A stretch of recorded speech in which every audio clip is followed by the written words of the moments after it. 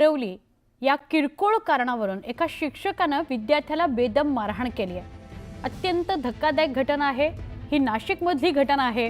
नाशिकच्या त्र्यंबकेश्वर तालुक्यातील टाके हर्षच्या जिल्हा परिषद शाळेत हा प्रकार घडलाय।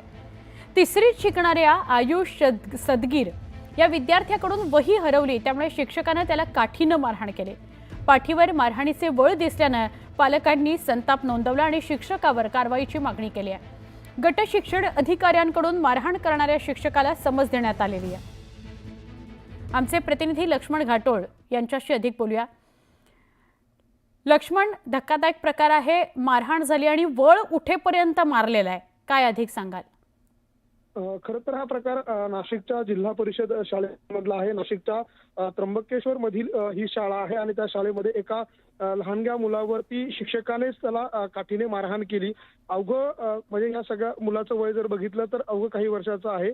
वही हरवली या क्षुल्लक कारणावरून अशा पद्धतीनं मारहाण केल्यामुळे या सगळ्या प्रकाराबद्दल पालकांनी नाराजी व्यक्त केलेली आहे आणि संबंधित शिक्षकावर कठोर कारवाई करावी अशा प्रकारची मागणी देखील या पालकांनी केलेली आहे। खरं तर मुख्याध्यापकांनी या संबंधित शिक्षकाला समज दिली जरी असली तरी या शिक्षकावर कठोर कारवाई व्हावी अशी मागणी आहे। त्यामुळे या सगळ्या प्रकरणावर शिक्षण विभाग नेमका काय कारवाई करतो, गट शिक्षण अधिकारी नेमके या सगळ्या प्रकरणात पुढची भूमिका काय घेतात हे बघणं महत्त्वाचं असेल। मात्र अशा पद्धतीनं एका लहान मुलाला काठीने बेदम मारहाण करणं हे माणुसकीला काळिमा फासणार आहे आणि म्हणून या शिक्षकावर कारवाई करावी अशी या सगळ्या पालकांची मागणी आहे। नक्की, धन्यवाद लक्ष्मण माहिती दिल्याबद्दल। कालही एक बातमी अशी आपल्यापर्यंत पोहोचली होती की एका मुलाला एका क्षुल्लक कारणावरून मारहाण करण्यात आली शिक्षकाकडून आणि त्याच्यावर गुन्हा दाखल झाला। आज आपण ही नाशिकमधली बातमी बघतोय। वही हरवली म्हणून विद्यार्थ्याला शिक्षकानं बेदम मारहाण केली आहे।